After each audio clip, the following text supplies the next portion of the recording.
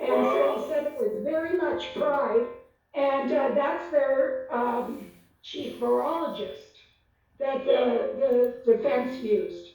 And then the other guy, who he's co-counsel on a vaccine team, and it was funny that in his CV he mentioned the group that I never heard of before, and Jared Brown on our side said to him, "Are you are on the council of this company or whatever?" And he said, "Who's that?" And he goes, "I don't know. You put it in your CV." And then he just left it. But I wish he like pushed that further, because it was very obvious that that group is a big pharma. And I'm not just making assumptions. His whole credentials were based on his belief that the best approach is vaccine herd immunity versus natural herd immunity, and all the doctors acknowledge that herd immunity and natural immunity can be achieved, but they don't care.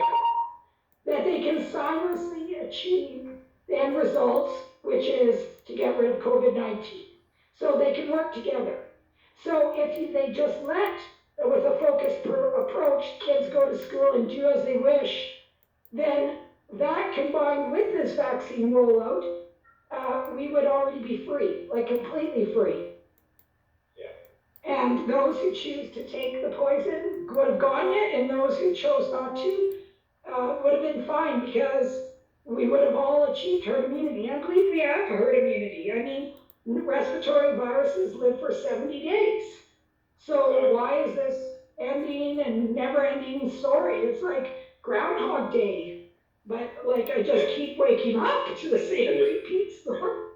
And there's too much correlation to the people that are getting the jab and getting sick, and then they're testing positive too. So because they're getting injected with something, so even people who haven't had it now are technically being positive.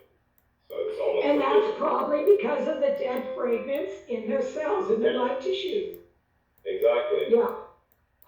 So, and then what Manitobans could do is write their MLA and ask their MLA, please request, follow Dr. Bullett's request of Dr. Brent Rusin to include CT values. And the reason why we want that is this could help this nightmare end, because with the CT values, we're either going to demand that people, they drop those values, because why would they do COVID tests at values under 25?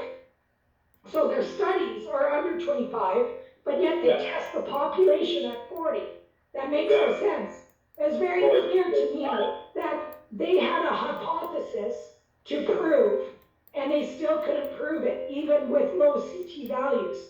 So the average doctor and Joe Blow in medicine might be reading these reports really fast, reading these journal reviews really fast, and they might just see the conclusions of the data and the science, and that is that they see 44%. So they think, oh, of the 40 values, but they never did a test of the 40 cycles. They did a test of actually 18 cycles.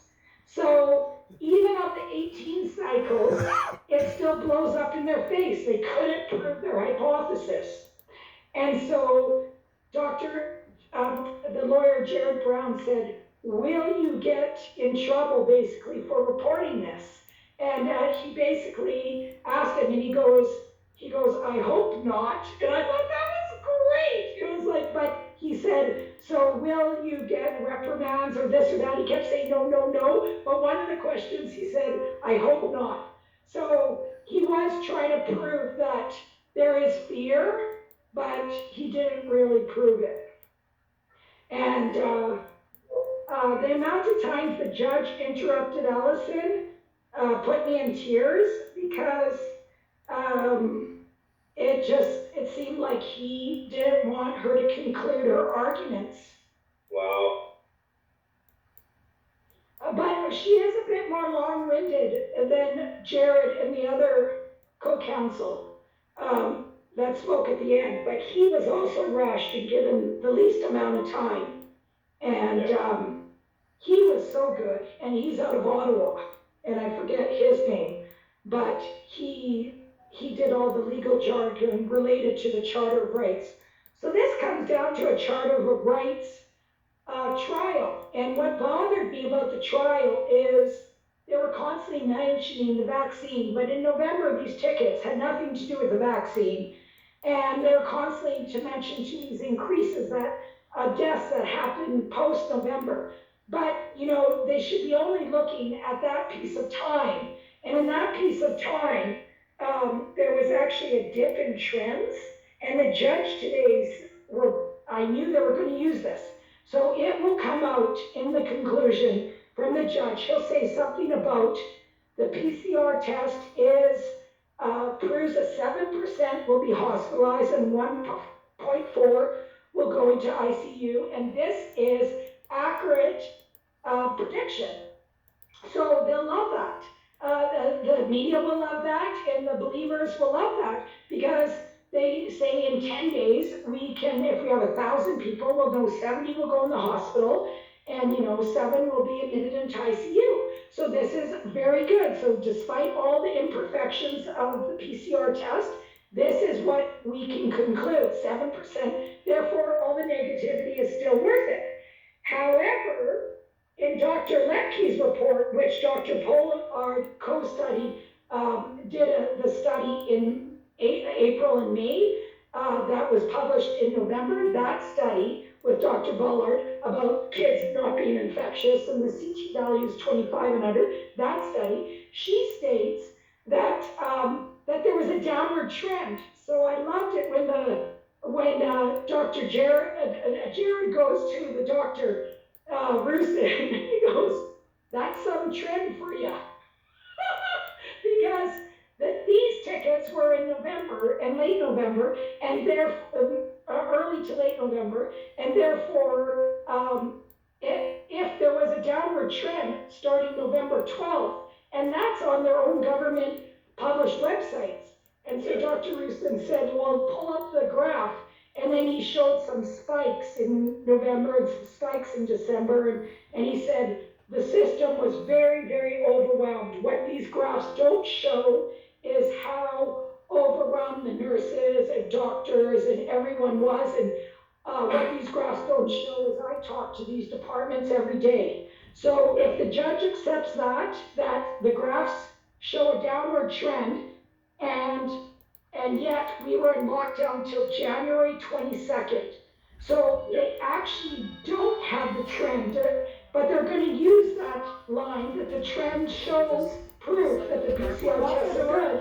But in that case, because then why did the downward trend not, then they lift the restrictions?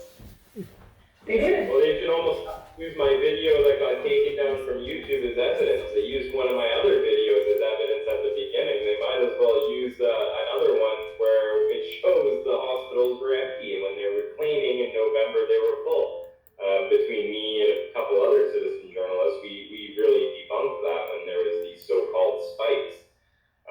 So yeah, if that is something they end up doing, maybe we have to submit our videos that we all took of those hospitals and those empty waiting rooms in November. So that's really good information and a really good summary over the last week and a bit of all the information that's been gathered, and I think you did a wonderful job of summing it all up there. I actually don't think I did, but it would take me probably 2 weeks to do it. My notes are like 75 pages. If I was able to use a recorder, my summary would be very different right now. But not having a recorder and not having other people to play off of the information, is that what you heard? Did you hear that? Did you get that? But no, just listening alone at home. Also, my Teams went down. So Manitoba uses Teams to hold these. So everybody's like, oh, you're in the courtroom? No, nobody's in the courtroom. I mean, maybe the clerk and the judge is in the courtroom, but nobody else is in the courtroom. It's all virtual. And this alone, I think, is proof of the pandemic. And one argument that she made is, why are these super spreader events, as she didn't say that, but the church is being accused. And meanwhile, the lawyers behind chambers are sitting at the same desk without masks. And it's like, and then he said, well, how do you know lawyers are hugging in chambers and doing this and that? And she goes, why is it assumed that everybody's hugging in church? Isn't that the truth, right? But Dr. Rusin said that that's one of the contact tracing. If you hug, it's in the list. Oh, exactly. If you were with people for 10 minutes and if you hug them. Just like he recommends to wear masks outdoors. So that was a great summary from our friend, and it looks like she had to go. So thanks for giving us that summary and sharing with us your notes and your take on the case. So we can only hope that justice will prevail, and true justice of that matter. And like I was showing you here, this is the main article that was released today that talks a lot about a lot of the stuff we were summering. So if you want to check out some of what was said, it's in this article from the JCCF, and it'll be in the Discord. So if you want to just check the Discord out, you'll have full access to